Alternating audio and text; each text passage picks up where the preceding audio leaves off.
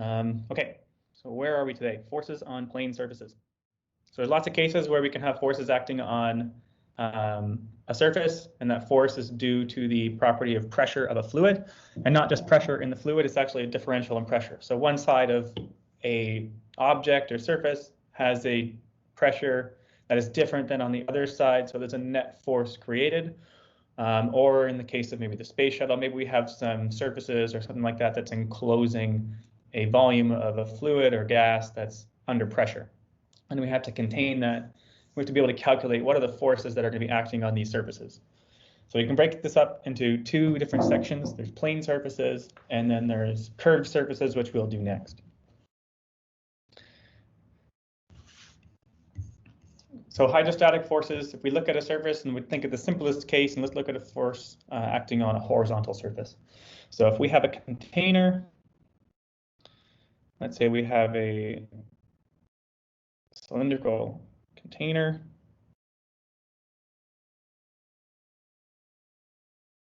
And it has some fluid in it.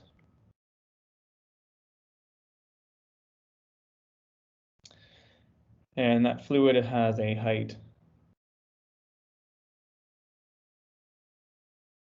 h from the bottom.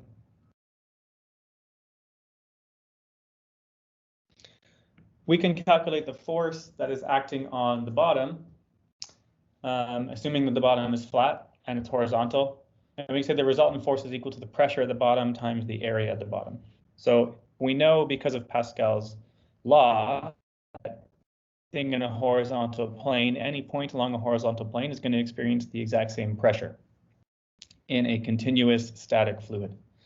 So if we were to draw some vectors just representing the pressure distribution on the bottom, each of those forces acting on each differential volume would be the same. And then if we integrate over the total area at the bottom, so let's say this has some area A, we can say that the total force acting on the bottom is equal to pressure at the bottom times the area of the bottom.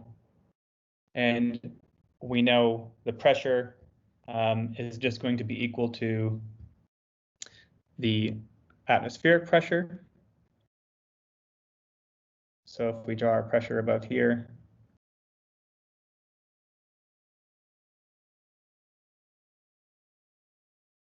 plus the specific weight of our fluid times the depth h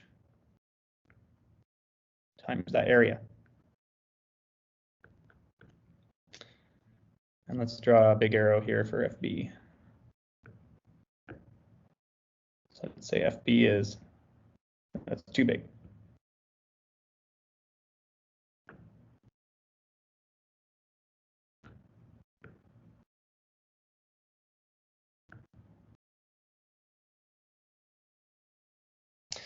So FB now is basically our equivalent force that's acting on the bottom.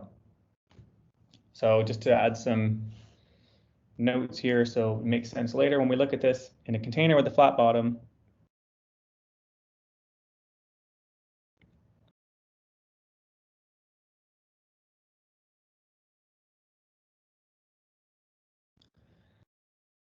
Let's say it's horizontal. Say flat horizontal bottom.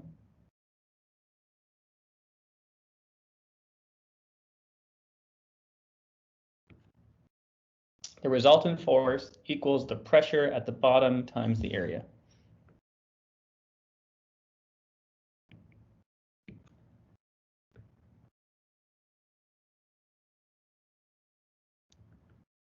So equals the pressure at the bottom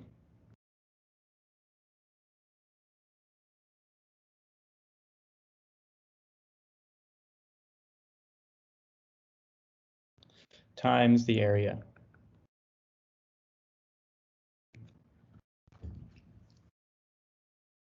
So later on, we'll also see that if the bottom is exposed to the air or is exposed to another fluid that you can draw a continuous path to the air, then if out here is P atmosphere, for example, the net force would be just the force exerted from the fluid, because adding the force of the atmosphere to both sides won't really, they'll just negate.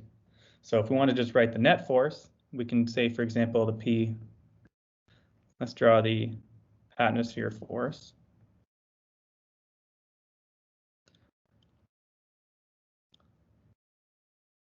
So let's say this is our force due to the atmospheric pressure. F net of B is equal to FB minus ATM, which we would get as P atmosphere minus gamma H times AB minus pressure to the atmosphere is the pressure on that plane acting upwards, so the pressure of the atmosphere times that area. And that means that this term cancels out with this term, and we're left with F net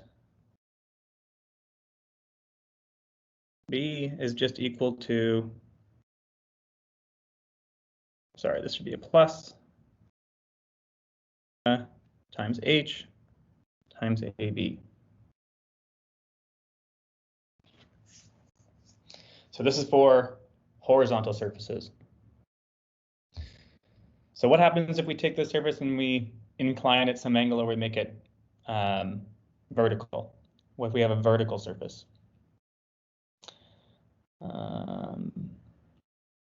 So yeah, question from Ahab. We consider it like gauge pressure. If we know that our system, so if we go back up above here, for example, on the right-hand side, we have the Iron Prior generating station and the Rideau Canal locks. Both sides of those gates or barriers, the fluid that is exerting the pressure is exposed to the atmosphere, or it's open to the atmosphere. So both of the pressures that we calculate on both sides would include the constant pressure of the atmosphere. And when we find the net force acting on those barriers, they would just cancel out. So the net force is really only to the difference in the fluid pressures, because the atmospheric pressure is the same on both sides, because it's continuous and open. If we were to look at the picture on the right, or the left, sorry, the International Space Station, the other side is open to space, so it is a vacuum. It would have zero pressure. And then the inside is an enclosed volume of gas. It's completely enclosed. So there's no way to find an open, clear path from the inside to outside across that barrier. So in this case, our F net would just be the total pressure inside minus the total pressure outside. The pressure outside is just zero. So we would use the absolute pressure. It's just because these systems, and this is system, for example, both sides of this surface are exposed to the atmosphere, or the fluid that's in contact with them is exposed to the atmosphere.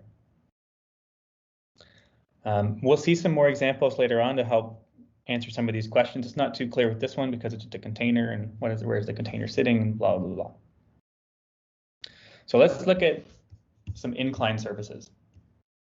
So inclined surfaces, somewhat, I think that the best description is to look at maybe different types of dams, because those are some applications where we would often see hydrostatic forces acting on some sort of structure. So maybe we have a dam that looks something like this, and we have a fluid on one side. Maybe here's the ground.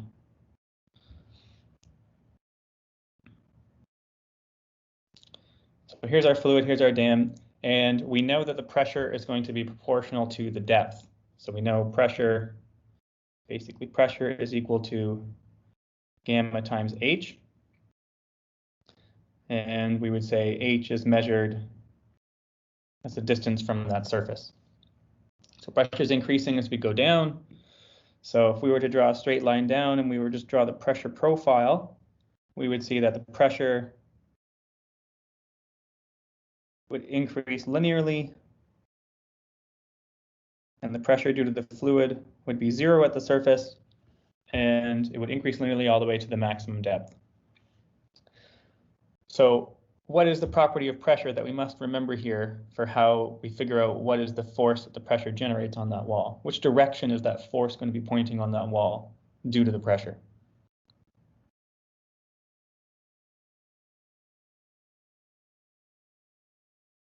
How would we resolve this? Not quite down, but there will be a component down. So this is on a bit of an angle, but we must remember that the pressure or the force due to pressure is always perpendicular to the surface. Yeah, it's always normal to the wall. Perfect. So the force due to hydrostatic pressure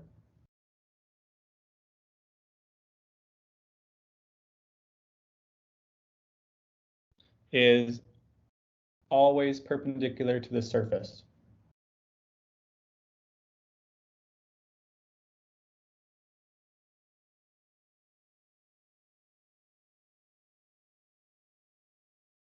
To the surface. So that means if we were to resolve these pressure magnitudes and draw them as maybe a little distributed load acting on the wall, we would have the vectors of the same length. So this representing the same magnitude of pressure, but now it's acting perpendicular to that wall. So if we were to draw this, it would look like a wedge distributed load. All those arrows are perpendicular to that wall. So that doesn't matter the shape of wall we have. Maybe we have a different kind of dam where it's just a mound of earth. And we have our water level. Here's the ground.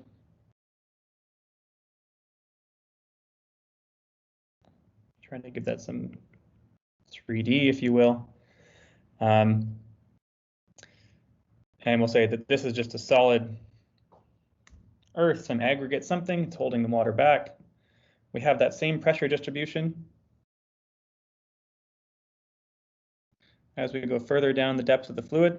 Pretend that's a straight line. We'll define this as H. And so we resolve this on the surface. They're going to have vectors of the same magnitude, but they're going to be pointing normal to that surface. So it should look something like this. And this is what our distribution would look like on that surface. So when we're looking at the magnitude of that force, the magnitude of the force is related to the pressure, and we know the relationship of pressure is linearly related to the depth.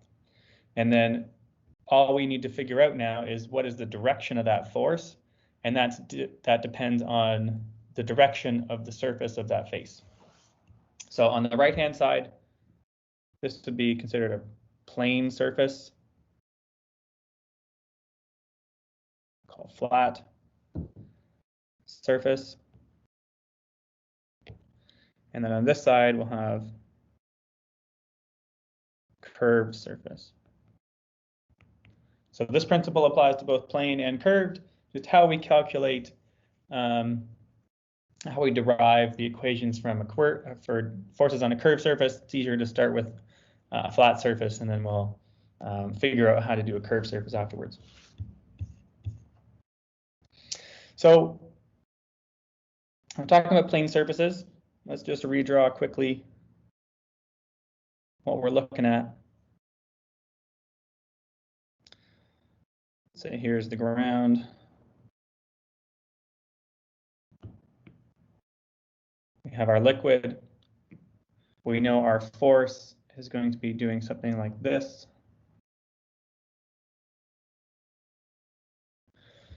So we want to be able to solve engineering problems with this.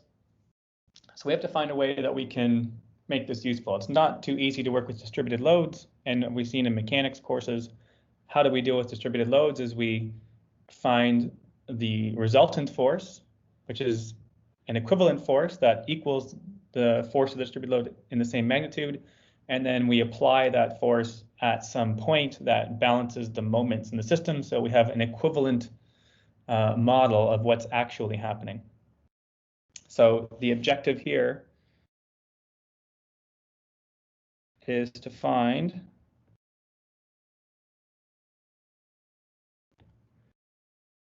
the total hydrostatic force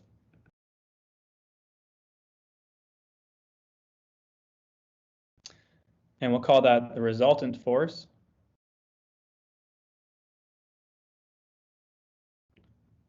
And then we also have to find the line of action, or where that force is acting, where that resultant force is acting.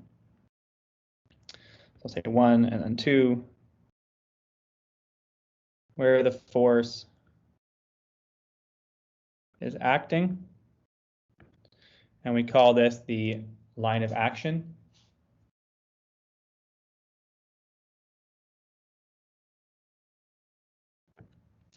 Or center of pressure. So the line of action is for plane surfaces, the line of action is the line that represents that equivalent force. So if we were to just draw that, let's just draw this again. Say this is the same. We have our structure. We wanted to redraw this as some equivalent. Oh my goodness. We want to redraw this as some equivalent singular force acting at some point. And so that force we would just draw as some vector F, or erase as some vector F.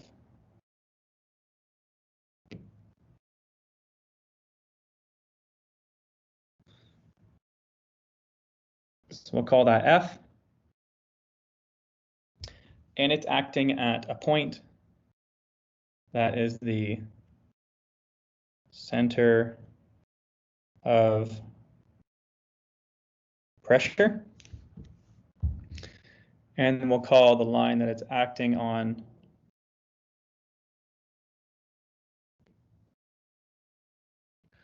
this is our line of action.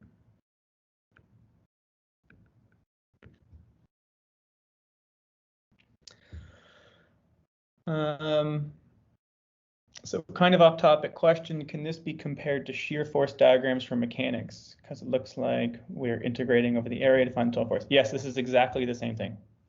So in mechanics, we would have a distributed load, maybe acting on a beam. And to simplify that problem, what we would do is we would find an equivalent point force load, and we'd find where that load is acting to balance the moments. So that's exactly what we're going to do here. The distributed load is now a function of our depth. And then the shape of that distributed load is also a function of the direction or the inclination of that plane surface. So yeah, if you think of it that way, it's very much the exact same problem.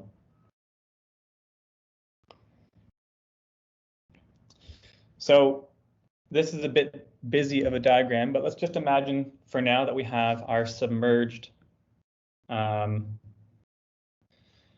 fluid, or our submerged plane surface underneath some fluid. So let's say, to make it more clear, this is our water surface. This is our depth h to some point downwards from the surface. Now, this drawing here, the gray thin section is our side view. So for just how it's actually sitting in the water. And then this is just, let's rotate it. Imagine if we're looking at it from the top.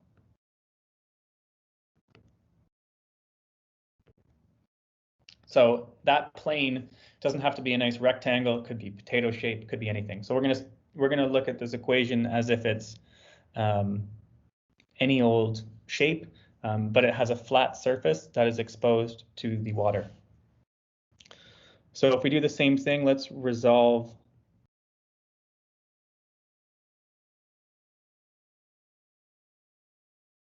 our distributed load.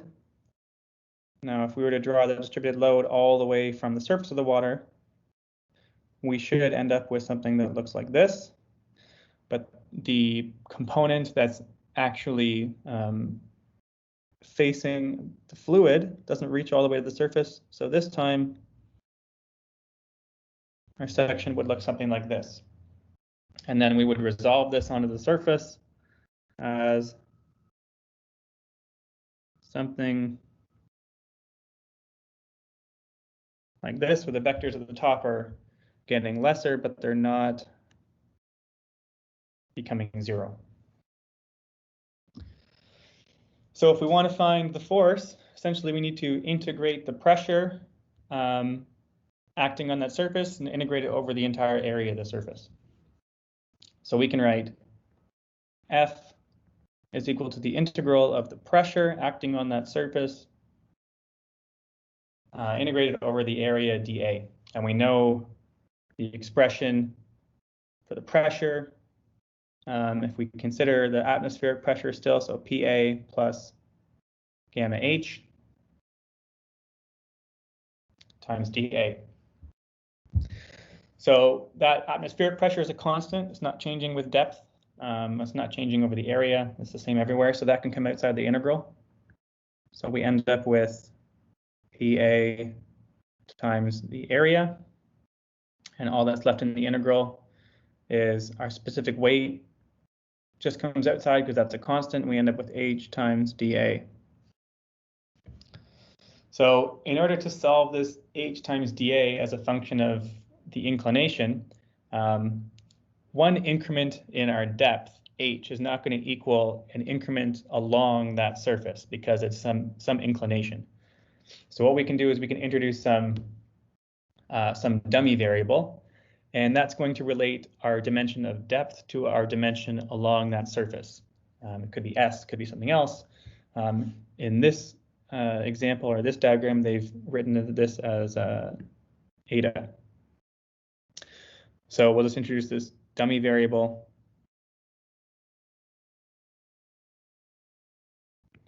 And that's going to represent just a distance along that surface that is, I guess, projected on that H direction. So we can relate this. We can say our H times, or H is equal to, the depth H is equal to our eta times sine theta. So if we substitute that in, let me try and write H so it looks like an actual H. So we sub this in so that the units, the dimension that we're integrating over the area is actually in the plane of that area. If we integrated with respect to H, we would not get the correct area. We would just get the area that is the projection in the vertical plane. So we need the projection that's actually in the plane of the surface. So we need to substitute this variable in. And if we do that, we can keep going and we can write F is equal to PA plus gamma. We're assuming that it's a plane surface, so that theta angle is going to be constant. So we can take sine theta out of the integral times our dummy variable, eta times dA.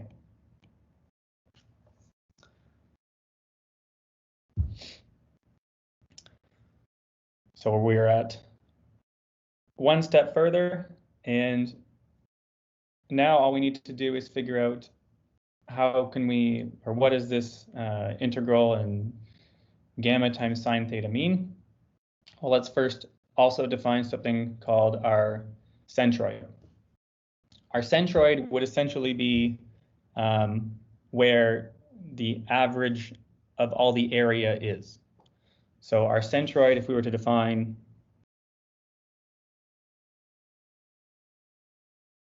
my iPad's really laggy, 1 second.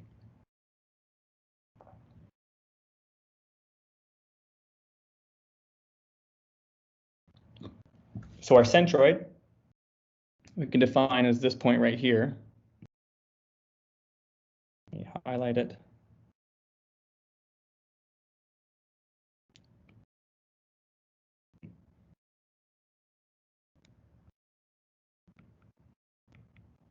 So this is our centroid. And if we think of a regular shape like a rectangle, square, circle, the centroid is just going to be in the middle of that shape. But the centroid is going to be away from the middle of a shape if our shape is not regular or not symmetric. So more of the area is located higher up or closer to the top in this example. So our centroid is located a little bit higher than halfway up that shape. So the centroid, just think of as the average of where all of the area is in a shape. And we can define the centroid mathematically as using the coordinates that are in the plane of the shape.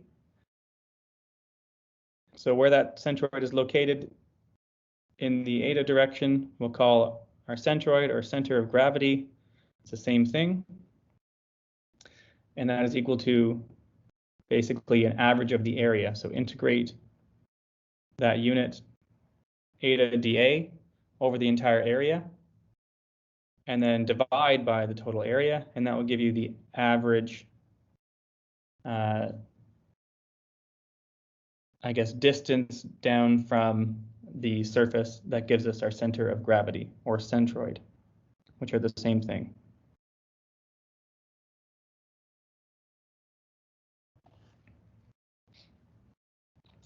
So if we recognize that this equation right here can be related to this equation here, the integral of eta dA, then we can finally write this as dA pressure of the atmosphere times the area plus gamma sine theta times the eta of our center of gravity times the total area of that shape. And if we relate back our units, we know that sine theta times our eta is equal to h. So that h, or that eta times sine theta at the center of gravity, is going to be equal to the distance from the surface h at the same center of gravity.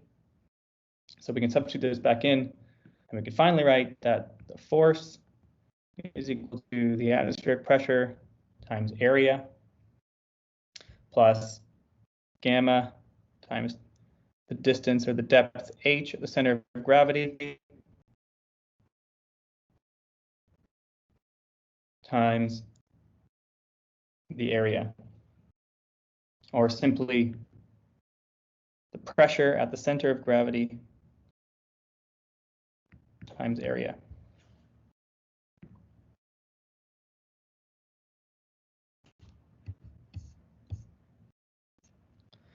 So in this case, let's just define a few things. H, center of gravity, is the depth of the center of gravity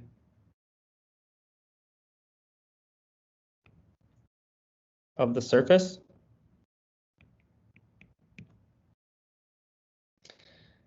And then P, the pressure at the center of gravity, is just equal to gamma, PA plus gamma H center of gravity, and that's just the pressure at center of gravity.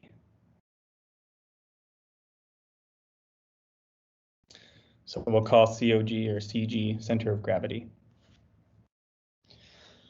So conceptually, how does this make sense? Why is the total force just equal to the pressure at the center of gravity? If we think back to our mechanics, and how would that make sense?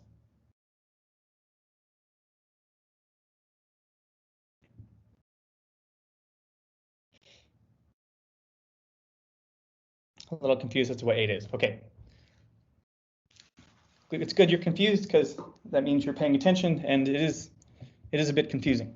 So if we move downwards 1 unit in h, that's not going to equal 1 unit along the surface of that inclined surface that's underwater or submerged. So if we want to integrate over the area, we need to integrate over the total area of that surface in units that are congruent with that surface. We're going to integrate over, let's say, x and y, but we're just going to introduce some variable that's in line with the y direction, but it's just coming from that top surface. So this truly right here is our, that's not eta, our eta dimension. And that's equal to h over sine theta. So if it's perfectly vertical, if theta is 90 degrees, that means sine theta is 1. So h and eta are the same thing. We don't have to worry. And this is just because the projection of that shape, if we were to do h, would be maybe over here. Think of that as the projection forward, and that's not the same area as what's shown here in pink. It's a smaller area. So we need to make sure that we're accounting for there's actually more area because it's inclined by that angle theta. So that's all that's doing.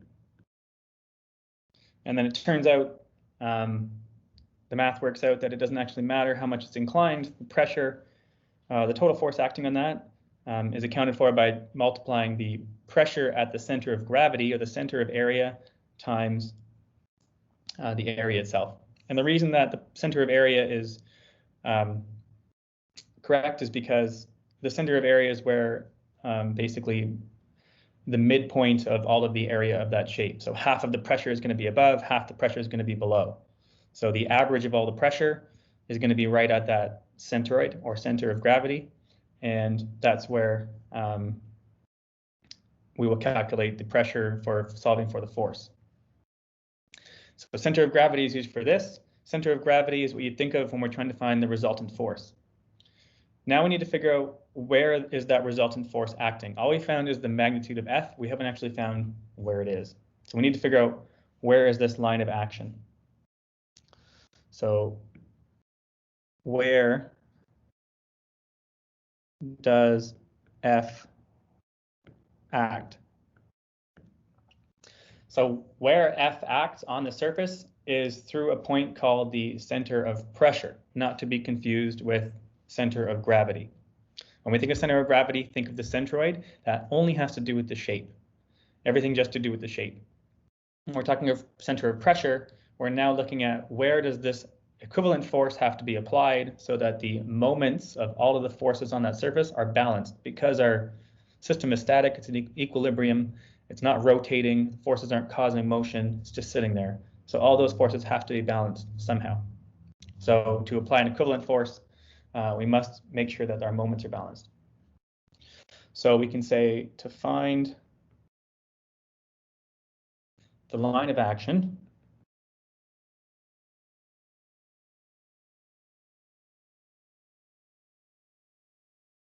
which we can call center of pressure,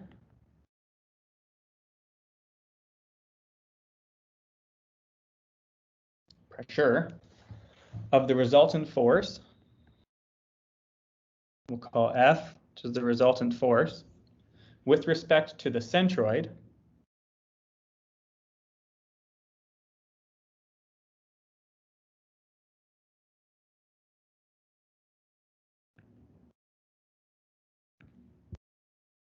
we balance its moment with the moment of the elemental force P dA about the centroid. So we balance its moment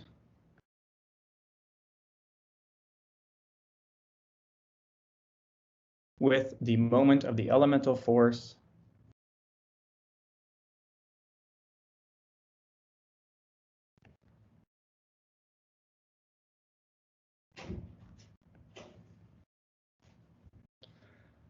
which is P dA about the centroid.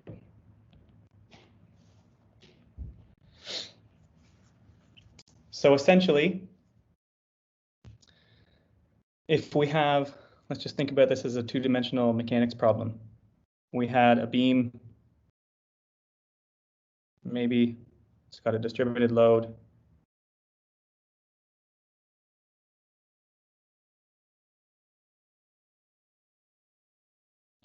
And we want to replace that with an equivalent force. And that's going to be acting at some distance. Say x bar, and let's say this is x.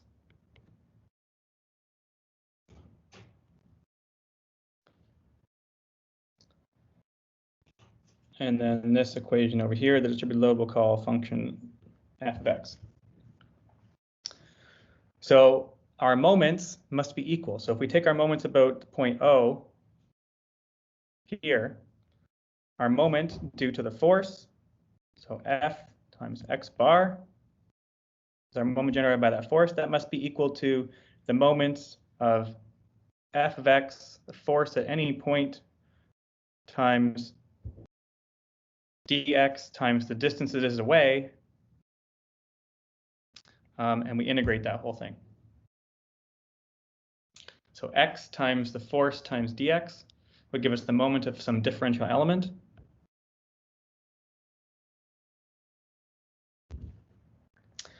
So the moment created by the force at some point is the integral of x times f of x dx. And so if we rearrange this, we could find x bar is equal to the integral of x times f of x dx over f. And we'll see we're going to do the exact same thing. So this is just an example from mechanics.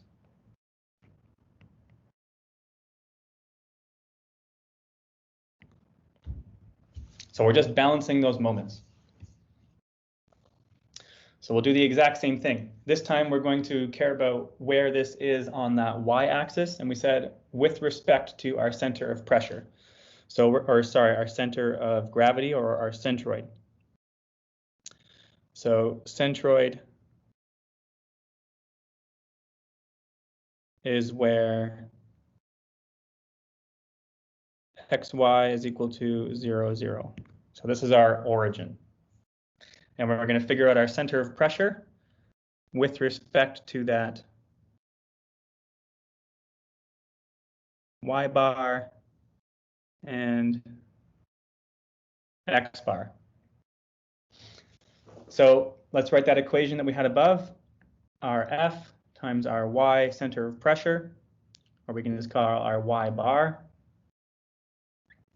is equal to the integral of y times the pressure at some point y times the area, or differential area. My writing is getting messy. Let me rewrite this. The integral y times the pressure times dA. So let's expand on this. We know the equation for pressure is y times PA, and then we have to use our dummy coordinates because we are integrating over that area. So eta sine theta times dA. Just as a reminder, just our eta coordinate is down here, acting along that surface. And 0 for when eta is 0, that's when we're at the surface of the water. So we'll keep integrating. We can separate this y times PA dA. Gamma sine theta times the integral of eta times dA.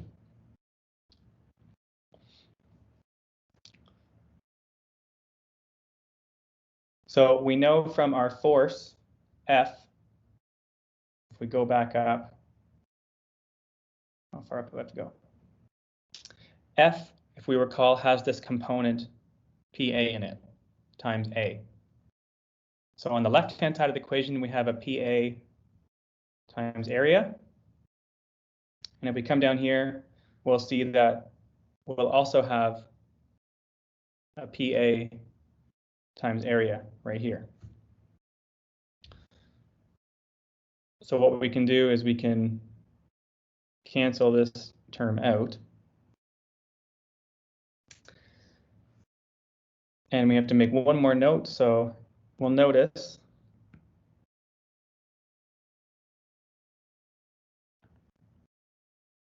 as y is actually equal to our center of gravity and our eta coordinate minus that distance eta. So we can rewrite eta is equal to center of gravity minus y.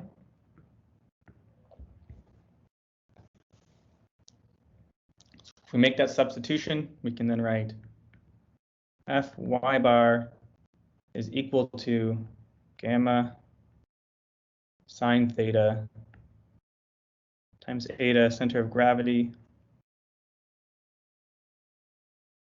times the integral of y dA minus the integral of y squared dA.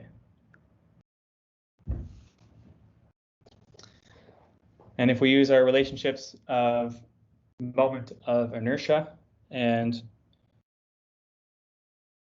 make some cancellations, this simplifies to, this term goes away, and this equation simplifies to negative gamma times sine theta. And the only term left is the term on the right-hand side, and this is our moment of inertia. If we're familiar with moment of inertia or second moment of area, this is called IXX.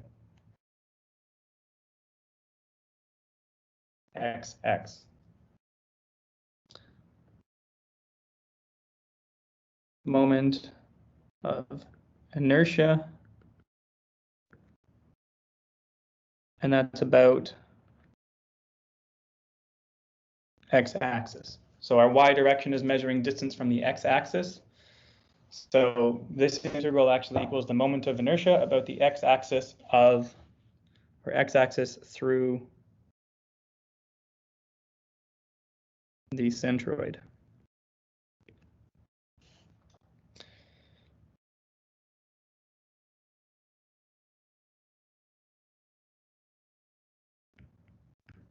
So if we rearrange this, we just end up with y bar is equal to negative gamma sine theta IXX divided by our force, which is pressure at our center of gravity times A.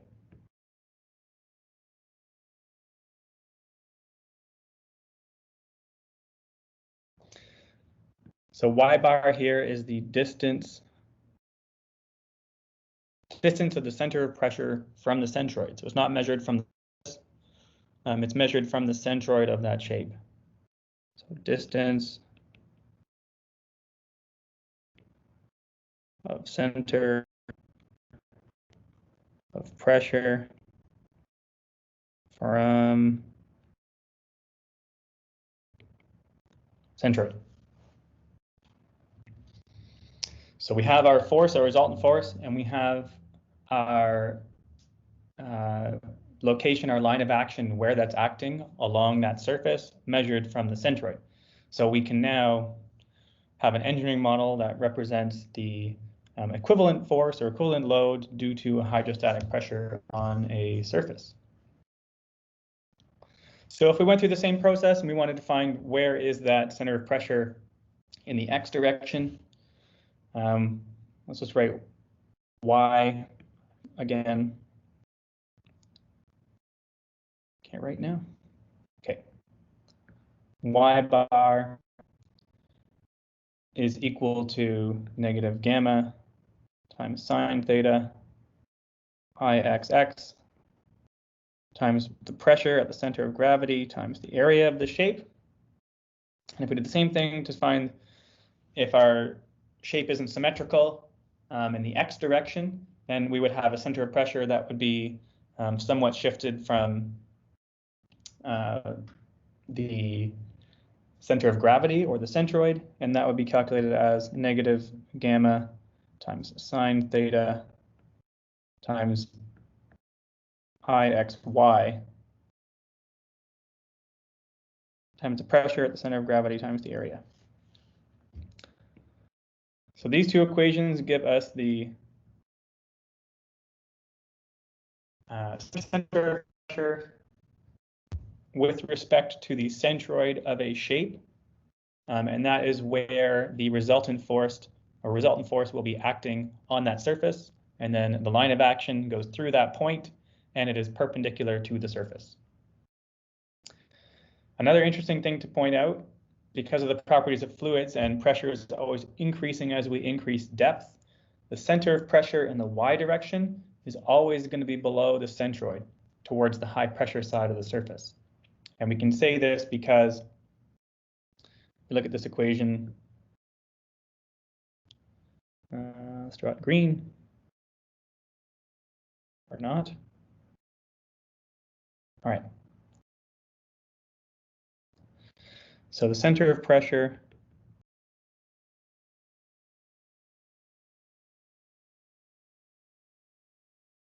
is always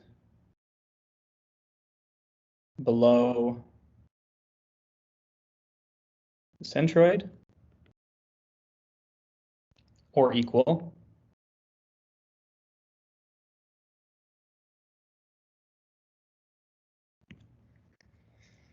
And that's because the values of these terms. So if we look at this equation at the top, we have a negative sign out front.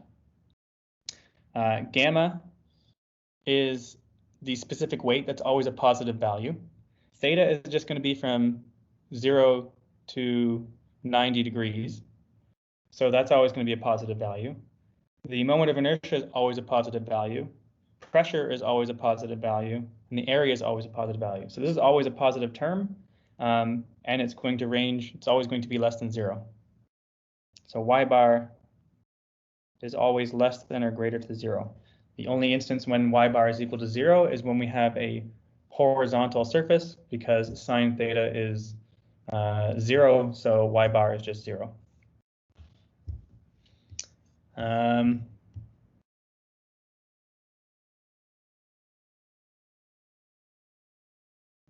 me just read through the chats. Does anyone else know? So yeah, the moments of inertia, actually, we'll get to that. I have some examples of moments of inertia for some specific shapes. Let's just rewrite all these equations out again so we have them all together. So when the surface of a fluid, say on both sides, like we talked about before, is open to the atmosphere, we can say that we can just deal with our gauge pressure, because we're just measuring pressure now relative to the atmosphere, because it's the same on both sides, so we are just dealing with gauge pressure. And so for the resultant force,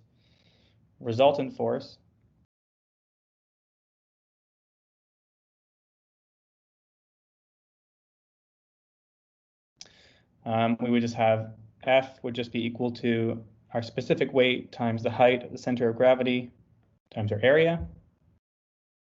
Our y bar would be equal to negative Ixx sine theta over the height, center of gravity, times A. And our x bar would be equal to negative Ixy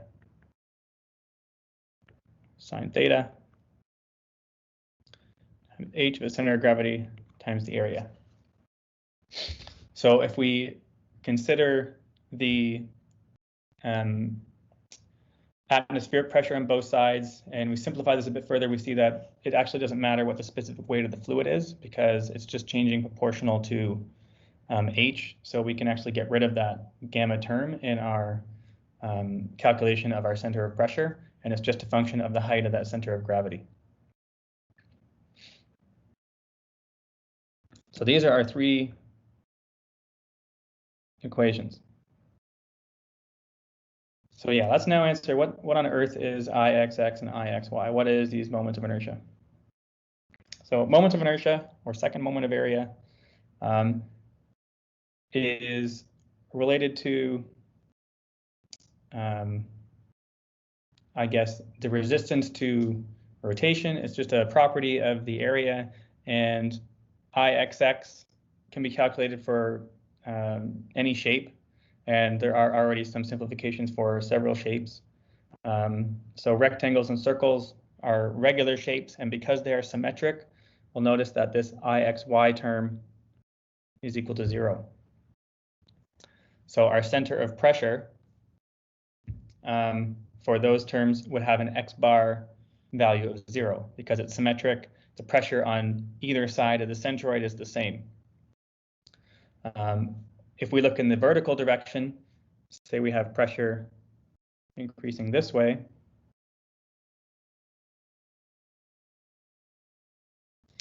along that shape, because the shape of the rectangle, for example, is even, we just take the pressure at that point and multiply by the width. And if we average that out over the whole area, we'd find that the center of pressure might be somewhere down here, for example, but it's going to be on that centered line.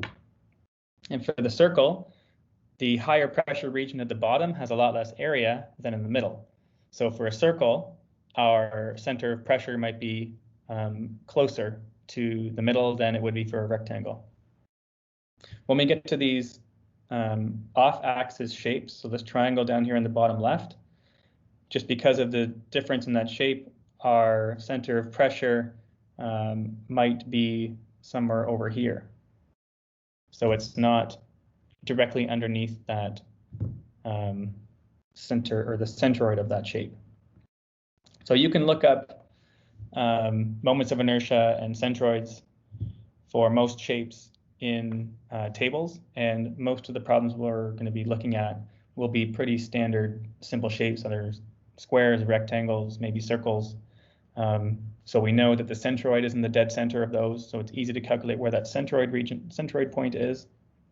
And if we know the centroid, then we can calculate what is the force, because the force is just the depth of the centroid times the specific weight times the area of that shape. And then if we know the shape and the dimensions of the shape, we can also just calculate the center of pressure or the distance to that center of pressure.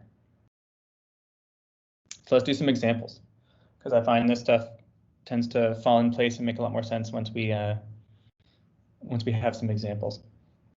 So here's an example with a gate, and it's 5 feet wide, so 5 feet into the page, and it has a hinge at point B, and it rests against a smooth wall. Whenever we see smooth, just assume that means that there's no friction. So smooth wall, no friction at point A. Determine the following: the force on the gate due to the seawater pressure, the horizontal force P exerted by the wall at point A, and the reaction forces exerted on the gate by hinge B.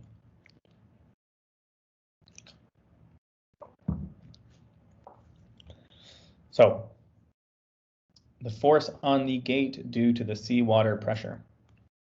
Let's first just draw maybe what's actually going to be happening here. So we're going to have force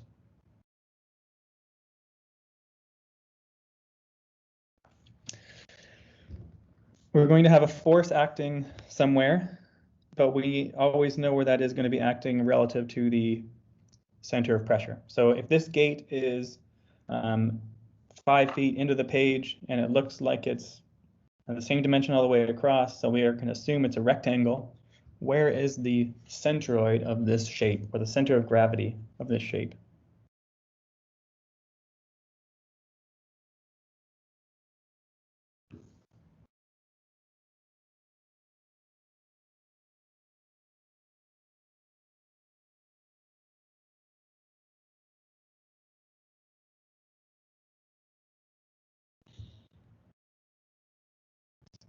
So if we were to draw on this gate where that centroid is, where would that centroid be?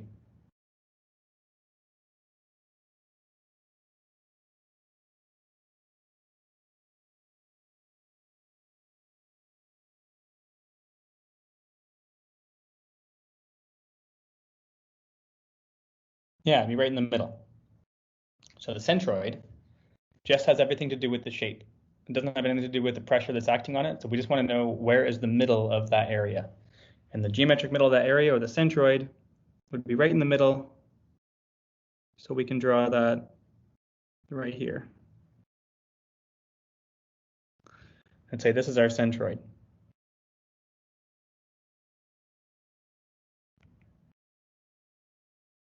We zoom in a little bit. So what are some dimensions to that centroid then?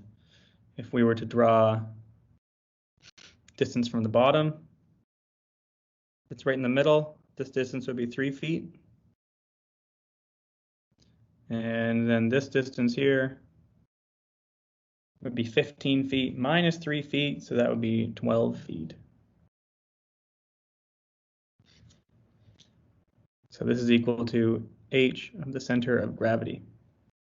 So we found one thing. We know where the depth at the center of gravity of our gate is.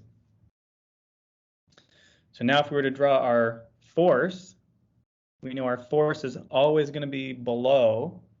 So let's just arbitrarily pick a point. Let's just say our force is going to be acting here. Draw it a little bit thicker.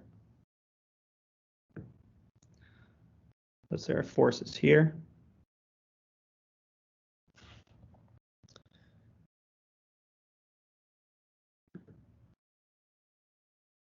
And that's going to be our equivalent force, and it's going to be acting at some distance y bar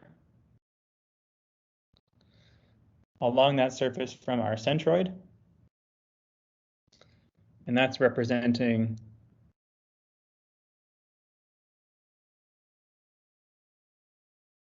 the distributed load of the force due to the pressure. So let's find that force.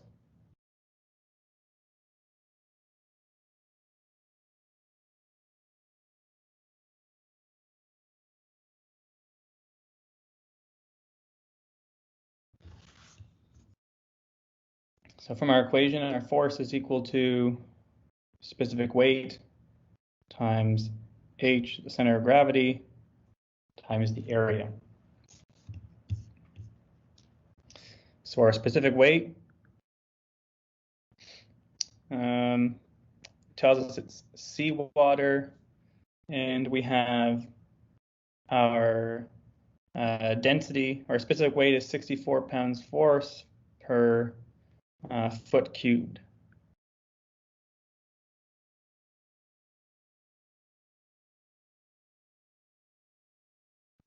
So pound F is pounds force, so it's a unit of force. If it said pound mass, then that would be our density. We'd have to multiply that by the acceleration due to gravity to get our specific weight. We know our height, center of gravity, is equal to 12 feet. And our area, well, we need to figure out what is the length of that gate.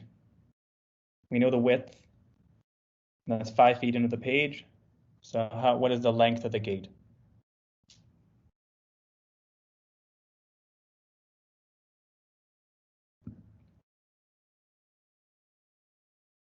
Any takers? We recognize the kind of triangle that we have here. We have 6 feet, 6 feet over here, 8 feet here. So what is the length? 110, 0. We're getting guesses in the orders of magnitudes. Yeah, it's a 3, 4, 5 triangle, except everything's multiplied by 2. So this side is 10. So length is, call this length. This diagram's getting really busy. Pretend that exists over there. And that's equal to 10 feet. So we have width times length, which is equal to 5 times 10. So we get 50 feet squared. So we can find our total force now, our equivalent force, or resultant force, whatever you want to call it. 64, all of our units work together. So we have pounds, and we have feet, feet, feet. So we have 64 times 12 times 50. And our final units of force would be in pounds force. And if you multiply this all out, we get 38,400 pounds of force.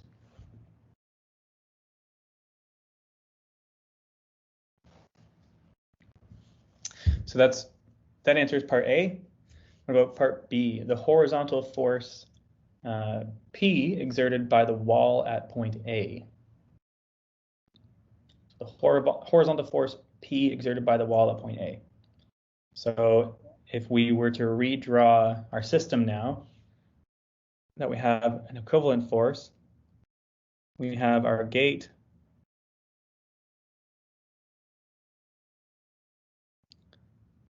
we have our center of gravity, we know the length of the gate, it's 10 feet. We said the force on the wall is smooth, so that means that the reaction force P acting at point A is going to be normal to that contact. So remember that force, the wall is here. We have a hinge at point B. So at point B, we're going to have a reaction at B, so we'll just call it B. Bx and By, although it might be easier to draw it in different dimensions. Which dimension we want to do this? Let's do B Z vertical direction, Bx. And then the last thing we have, I'll draw it in different colors so we can see it, is our resultant force F, and that's acting at some distance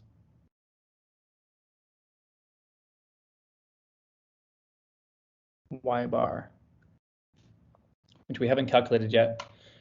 And then the last dimensions we should draw in are, what was it?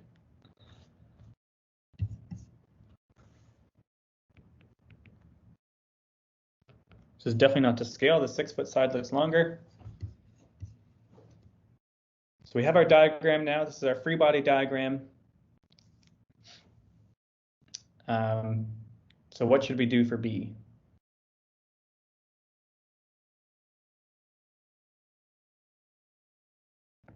Let's just go back and see what B is first of all. So find the horizontal force P exerted by the wall at point A. So basically find the reaction force at point A due to the contact with the wall. So to solve this question, basically I would be looking at the sum of the moments about point B would be equal to 0. So in order to do that, we need to know the dimensions, the distances away of basically that resultant force. So how do we figure that out?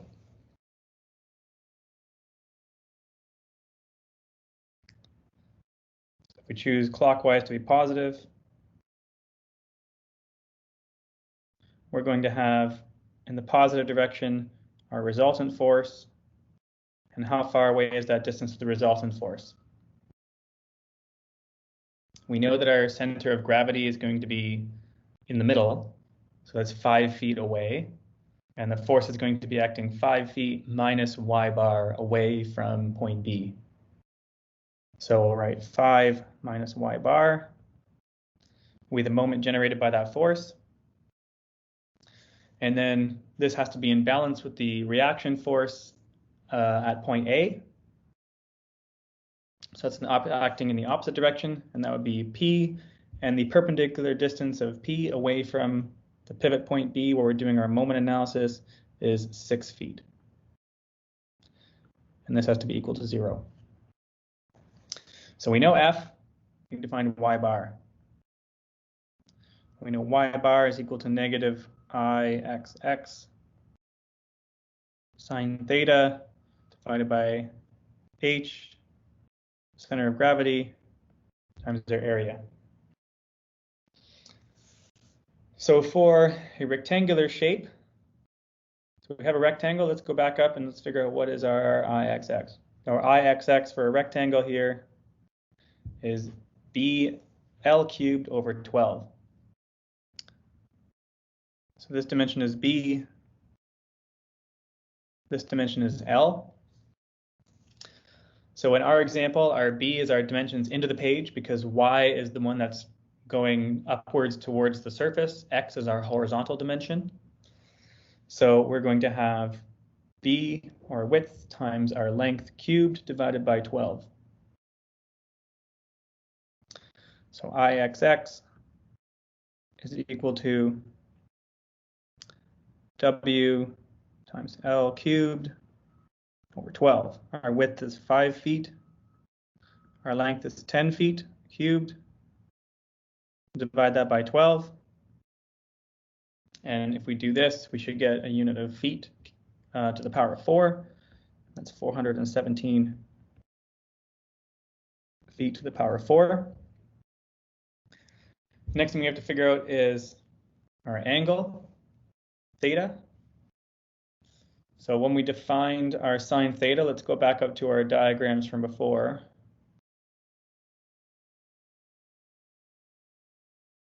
Where did it go?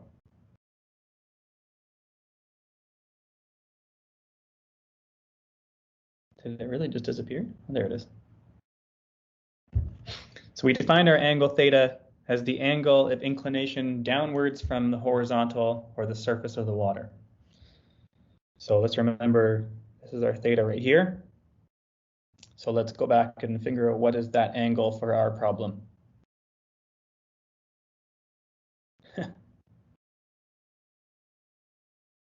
This is the diagram we need.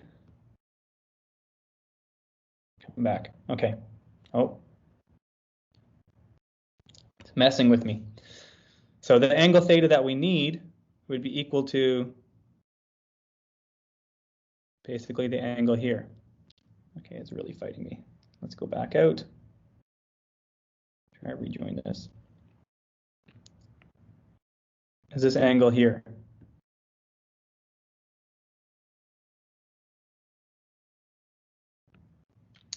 And if we use properties of angles, that angle theta is equal to the angle theta that's given. And we can calculate that angle theta that's given because that's tan of the opposite side over the adjacent side. So this tan of our tan theta is equal to 6/8. Or we could write sine theta likewise. So this is theta here. So sine theta is equal to 6/10. So we can now rewrite this as negative 417 times 6/10 divided by h. We said h at the center of gravity was 12 feet. And our area was 50 feet squared. So at the end of this, we should end up with our center pressure is negative 0.417 feet. Now we got a negative answer. That's because our direction, our y-axis, is pointing upwards towards the surface of the water. And so our y bar is going to be negative. So we really care about the absolute value as long as we know that that y bar is going to be below. Then we know that our y bar is just going to be 0.417 feet to this side. So how did we get 5 minus y bar for our force? Well, basically, for a moment is equal to the force times that distance away. So if the distance away here is d, we don't know how far that is, but we know how far it is to get to the center of gravity, or the centroid. So that's half the distance. So that's half of the length of that bar. So that's 5 feet. And then if we subtract y bar, the magnitude of y bar, that will give us our distance to that force, that resultant force. So really, to make this correct, we should probably write this as F minus the magnitude of y bar, because our y bar value will be negative and we just care about that magnitude. So if we know this, we can go back to our original equation now.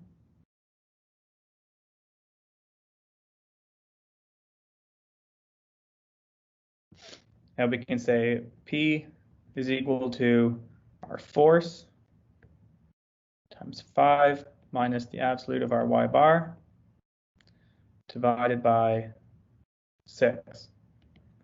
So our force we calculated up above was 38,400.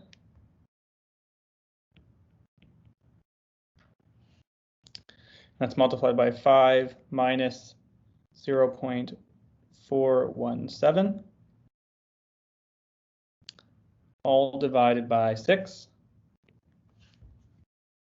And that would mean that our reaction at P is equal to 29,300 pounds force. So that is the reaction force at point P due to the pressure acting on that plate, or on that gate, or whatever we want to call it.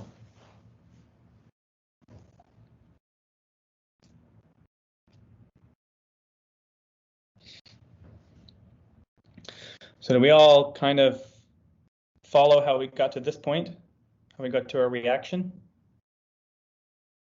Are there any questions about part B?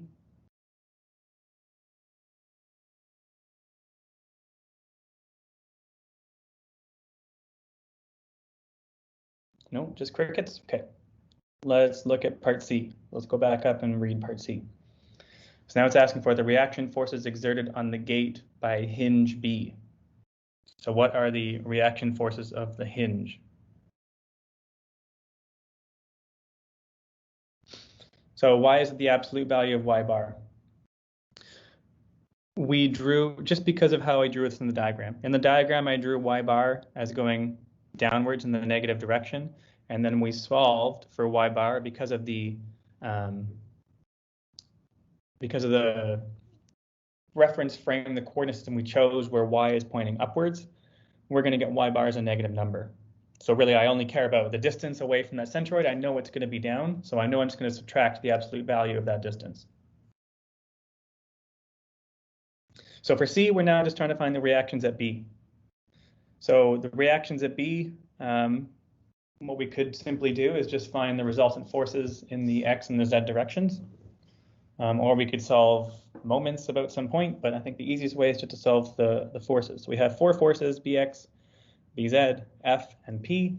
We can resolve that force F into its x and z components, sum of the forces, and that should give us a force balance, and we should solve these unknowns.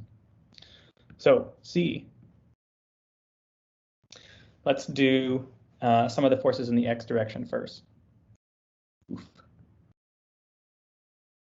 Some of the forces in the x direction equal 0 because we have equilibrium, and that would be equal to, if we draw our diagram again,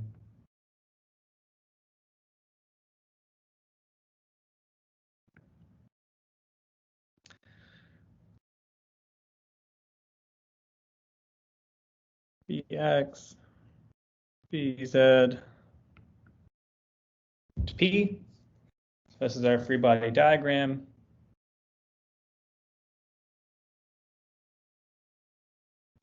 For this force balance equation, we don't really care too much about the dimensions, but we do care about the angle, and we know this side is 6 feet and this side is 8 feet.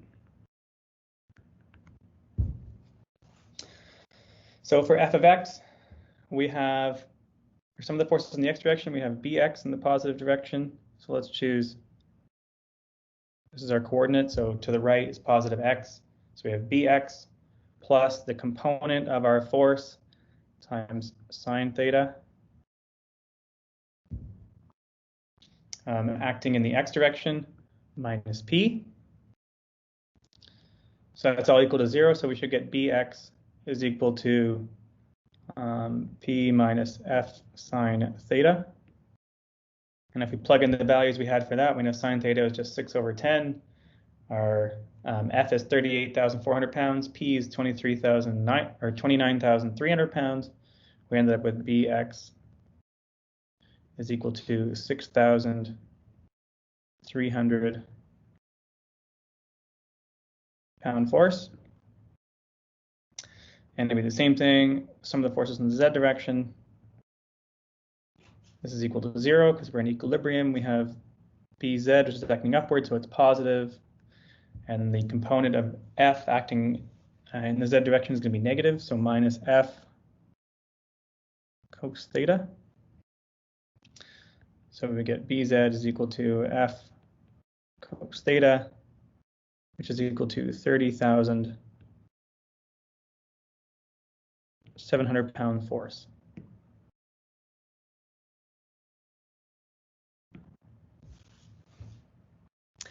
So remember, the components that we're adding here are the x and y, or x and z components. So let's draw it over here. This is f z. This is f x. And then according to our equivalent triangles, this is our angle theta here.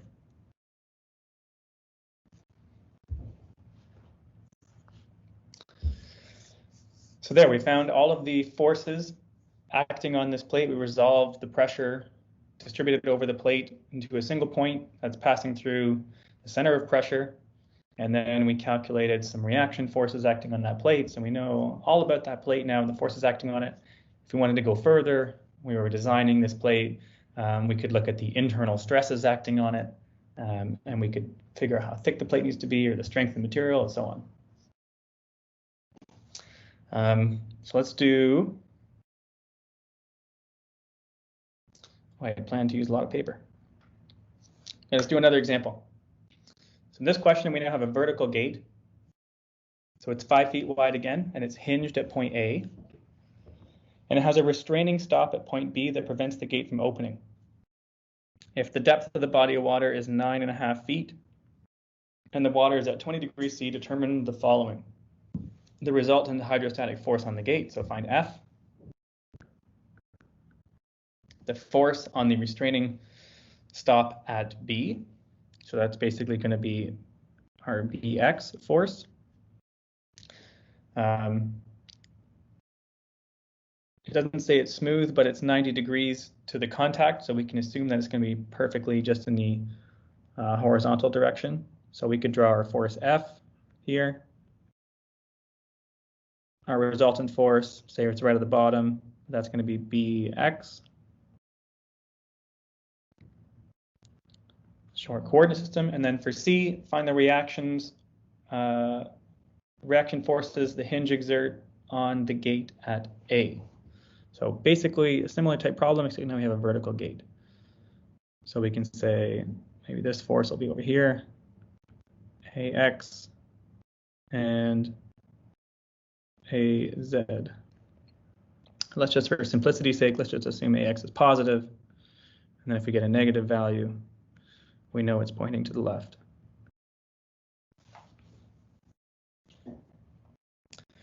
Okay. So let's go through the same steps as we did before. Centroid of this shape. We draw just our diagram.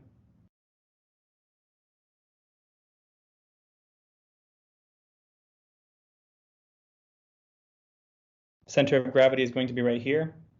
We know from the diagram above it's 4 feet tall. So this whole dimension is 4 feet. So that means the dimension to the center of gravity is going to be 2 feet. And the total height from the surface of the water to the center of gravity is going to be our h.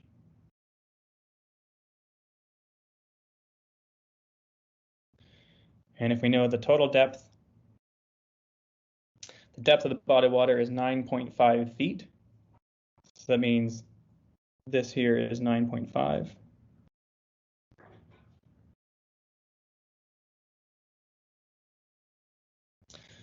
So 9.5 feet minus 2 feet, we would get a depth h to the center of gravity is 7.5 feet.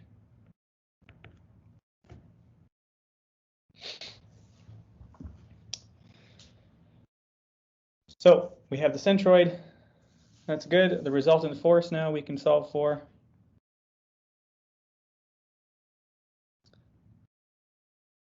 Force is just equal to the pressure at the center of gravity times the area, which is equal to specific weight times h of the center of gravity times the area. For water, it says it's at 20 degrees C.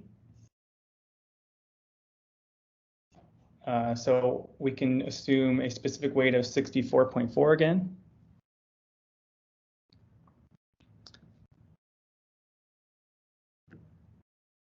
That's going to be pound force per foot cubed. We could look that up in the tables. And so we can calculate this is going to be equal to 64.4 times 7.5 feet times the area. It's 4 feet by 5 feet, so that's 20 feet squared. And this would be equal to 9,360 pounds force. So that is the total force acting on that plate. So now let's find the center of pressure.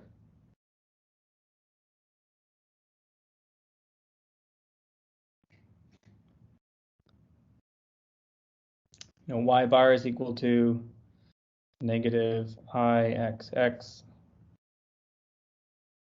sine theta over hcg times A. In this case, theta is equal to 90.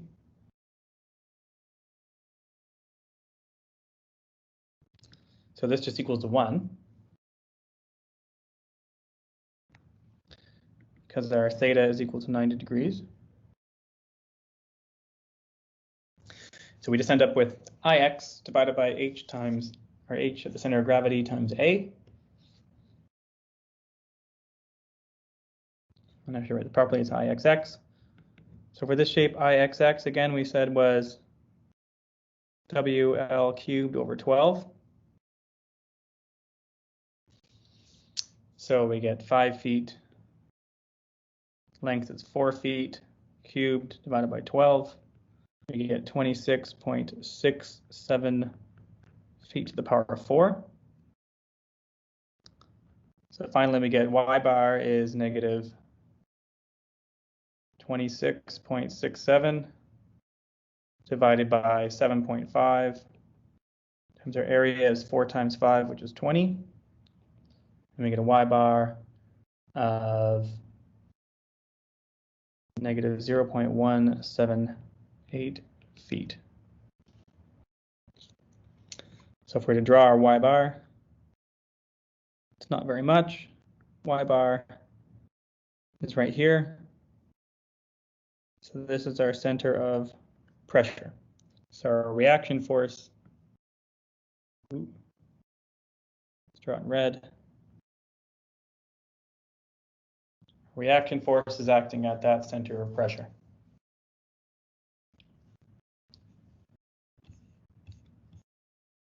So once we have this, let's draw our free body diagram with some dimensions. So we have our gate. We have AX, AZ, because it's a pin joint. We have our midpoints or center of gravity. We have F acting some distance below it, and we have our reaction Bx. Let's draw some dimensions. We know this is 4 feet total height. And we know this dimension here. Maybe I'll draw it on the other side to give us some more room. This dimension here is going to be 2 feet, which is the distance to our center of gravity, minus, or I guess plus y bar. Or we could say minus the absolute value of y bar. So let's write down, let's do some of the moments about point A.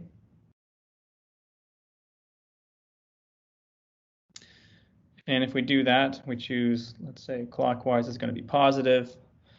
The two forces at A are just equal to 0. Their moment arm is 0. So all we're left with is Bx acting at a distance of 4 feet in the positive direction minus F.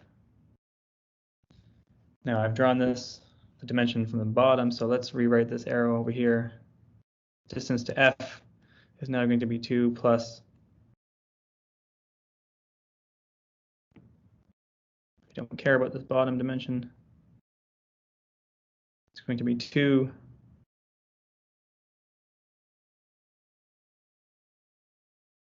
minus y bar.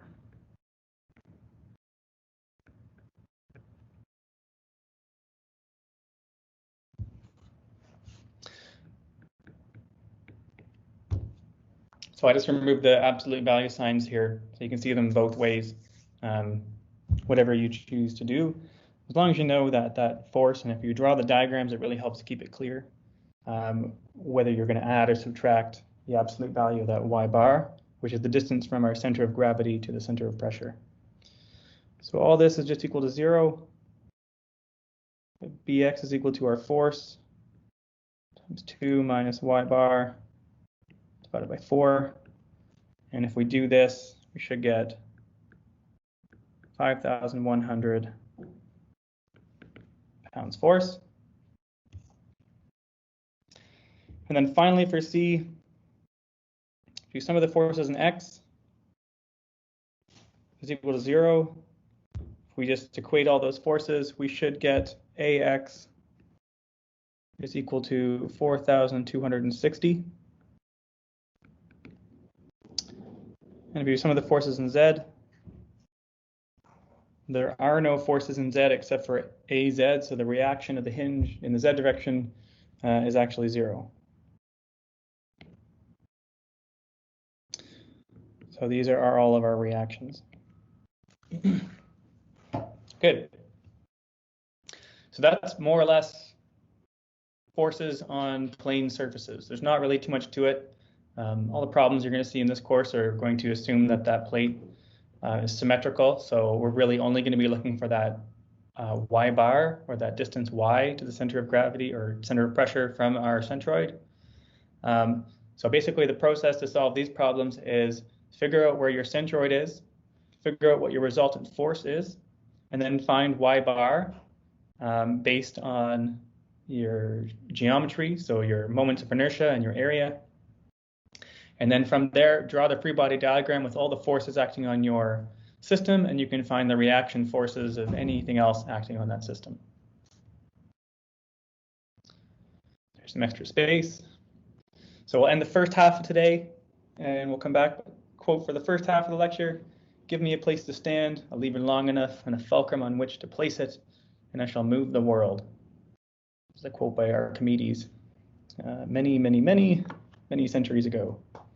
So not see you next lecture. We'll just take a 10-minute break, and we'll come back at 20 after, and we'll work on forces on curved surfaces.